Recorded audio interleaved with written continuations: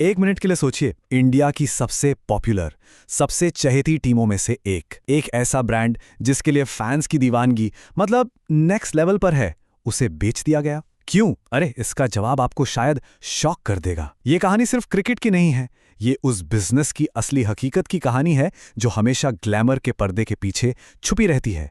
तो सीधा आते हैं सबसे बड़े सवाल पर। भाई, कोई सोने का अंडा देने वाली मुर्गी को भला क्यों बेचेगा? मतलब विराट कोहली जैसे स्टार्स, एक पागलपन की हद तक भरा फैन बेस और हर मैच में स्टेडियम फुल।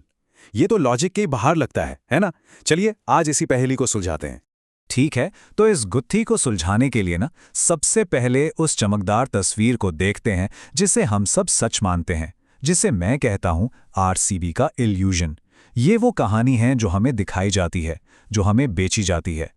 जरा विजुलाइज कीजिए, चिन्ना स्वामी स्टेडियम में आरसीबी का शोर, हर चौके छक्के पर गूंजता हुआ मैदान, सोशल मीडिया पर टीम ट्रेंड कर रही है। पहली नज़र में तो ये एक परफेक्ट बिजनेस मॉडल लगता है, एकदम पैसा छापने की मशीन, राइट?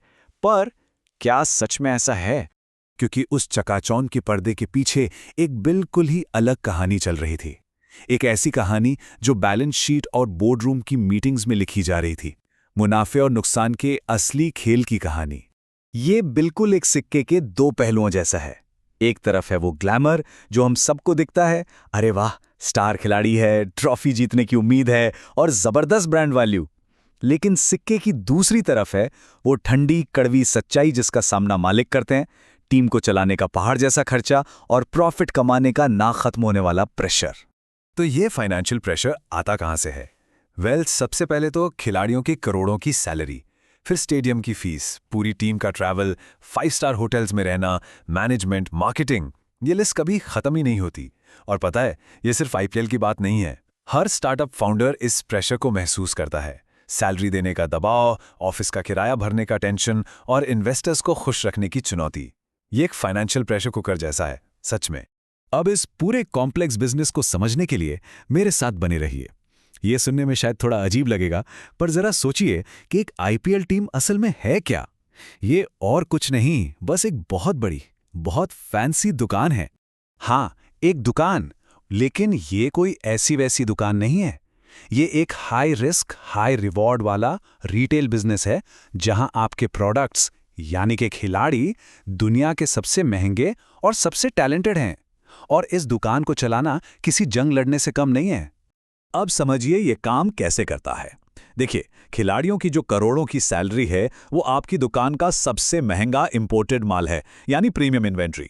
स्टेडियम की भारी भरकम फीस किसी पॉश से मॉल में आपकी दुकान का किराया है।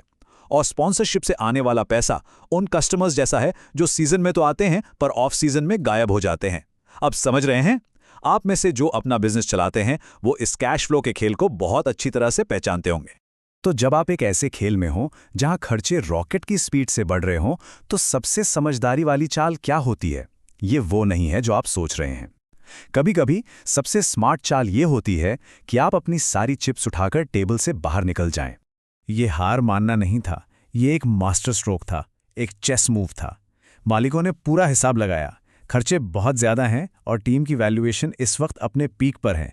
बेचने का इससे सही समय हो ही नहीं सकता। और नतीजा, एक झटके में भारी भरकम कैश फ्री हो गया जो किसी नए बिजनेस में लगने के लिए अब बिल्कुल तैयार था। ठीक है, तो आरसीबी की इस कहानी का आपके बिजनेस के लिए क्या मतलब है? यहाँ कुछ ऐसे सबक हैं जो आप सीधे क्रिकेट की पिच से उठाकर अपनी बिजनेस प्लेबुक में डाल सकते हैं। सबक नंबर 1, ग्लैमर और मुनाफा एक चीज नहीं है। आपके इंस्टाग्राम पर 1 मिलियन फॉलोअर्स हो सकते हैं, पर अगर आप पैसे नहीं कमा रहे तो वो बिजनेस नहीं, एक महंगा शौक है। दूसरा, अपने असली खर्चों को पहचानिए। वो छोटे छोटे खर्चे जो बैलेंस शीट में छिप जाते हैं ना, वही बिजनेस को डुबाते हैं। तीसरा, सही समय पर बाहर निकलना भी एक जीत है। और आखिर में हमेशा याद रखिए, असली खेल हमेशा बिजनेस का होता है, दिखावे का नहीं। और ये एक लाइन इस पूरी कहानी का सार है। क्रिकेट का ग्लैमर एक तरफ और बिजनेस की सच्चाई बिल्कुल दूसरी तरफ। वो सबसे बड़े और जरूरी फैसले हमेशा बंद दरवाजों के पीछे लिए जाते हैं, हम जैसे फैंस की नजरों से बहुत दूर। तो मैं आपको इस एक सवाल के साथ छोड़कर जा रहा हूं। अपने बिजनेस को देखिए, क्या आपका फोकस सिर्फ ग्लैमर पर है, मतलब बाहरी दिखावे पर, या फिर असली खेल पर, यानी प्रॉफिट और लॉस के गेम पर? सोचिएगा जरूर।